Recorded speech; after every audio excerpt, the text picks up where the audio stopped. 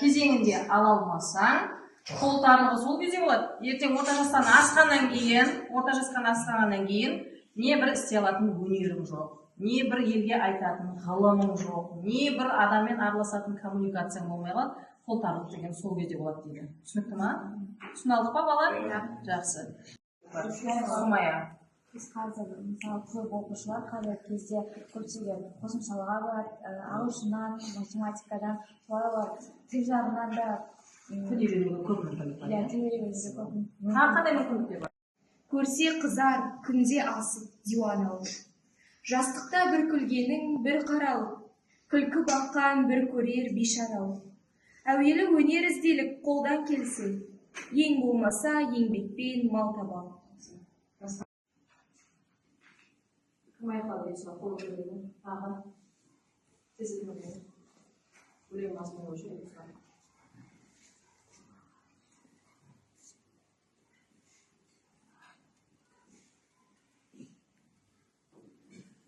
Жазушы жауаптар жазып беріңдер. Сосын артқа тағы отыр. Афоризм.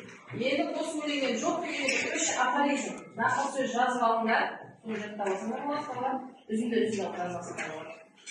Мына рефлексия деген бөлімді енді тек қана жазушы болып береді.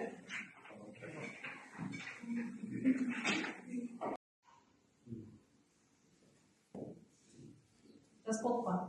Кім оқиды?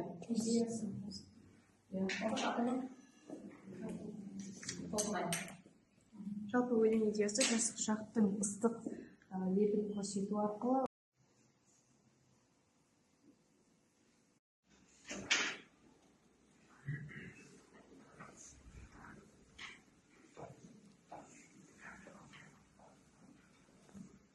бойынша екі мағыналарда бар екен. Бірі бір топ мал қабын, бірақ басқаша дыбыстық өзгеріс бар екен. Ал бадал деген жоғалып тұрып, яғни көңілге зор қуаныш бір бадал.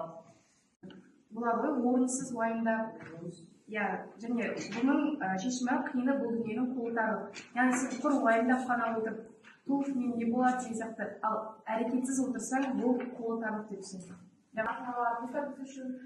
Қолда келгенше барлығын беріп жатыр. Осындай мектепте оқып білім алуға болады, әртүрлі қосымшаларға, секцияларға барып білім алса болады. Қазіргі таңда жастар ондай мүмкіндікпен көп қолдана бермейді. Жақсы. Тағы Балалық қызықты уақытында тоқтатпаса, салдары қандай болуы мүмкін? Қозғалалық қызықты уақытында тоқтатпасаң, салдары қандай болуы мүмкін? Жауап беріңдер. Балалық қызықты уақытында тоқтатпаса, салдары қандай болуы мүмкін? Салдары қандай болуы мүмкін? Әдемі, мысалы, ол өзінің өмірінде, яғни алға қойған мақсатты дамытудың орнына, яғни ол бала кезі ойында жүріп өзінің уақытын босқа өткізе береді. Сондықтан ол алдыда келе жатқан барлық оқиғаларды өзінің ойына түймейді және де ол өзінің мақсатына сол арқылы жете алмайды. Бұл жақта андай тым қатты уайымға салына беру емес, тым қатты уайымға салынып ұшып кету емес, өзінің болашағы туралы уайымдау, есті істерге уайымдау туралы айтып жатыр. Яғни ер болғаннан кейін ол әрдайым бүкіл нәрсенің алдын артын ойлап жүру керек деген сөз. Яғни уайымы орынды болу керек. Және қиыны бұл дүниені қолтарлық. Яғни адамдарға мал табу ол дұрыс, бірақ сол малды тапқаннан кейін оған жүрегіне кіргізіп қою немесе сол нәрсе арқылы ол тек менде бар деген сияқты оймен өмір сүріп, қолың тар болып қалатын болсаң, сен бұл дүниеде өте қиын ситуацияда қаласың. Бірінші ойлаймын, себебі қозғалықта жалында от болып жанған кезде бізде мүмкіндіктер толы болады. Әрі адам өзіне болашағын реттейтін мақсатына жете алатын істермен айналысатын болса, ол сол уақытта бақытты болып та өз-өзін дамытып та үлгереді.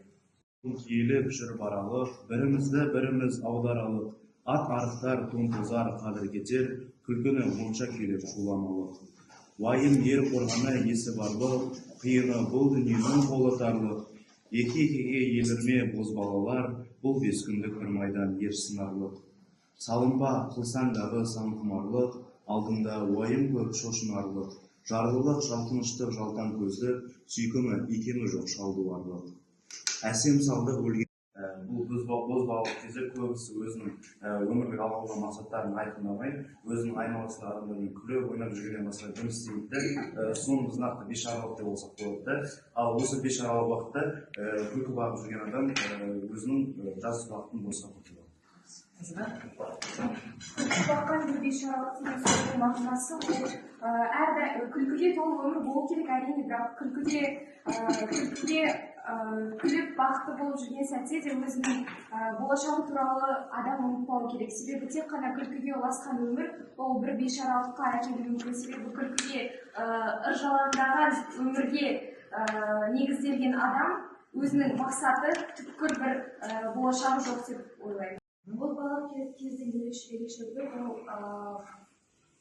осы бозбала кездің тек ойы ол сол кездегі баланың тек ойы күлу, ән салу, яғни ойынға көбінесе уайымдамайды, тек сол кездегі қызықты көріп қалу, Ол қызықтар көңіл не? көтеру, қуаныш. Атын айтайық.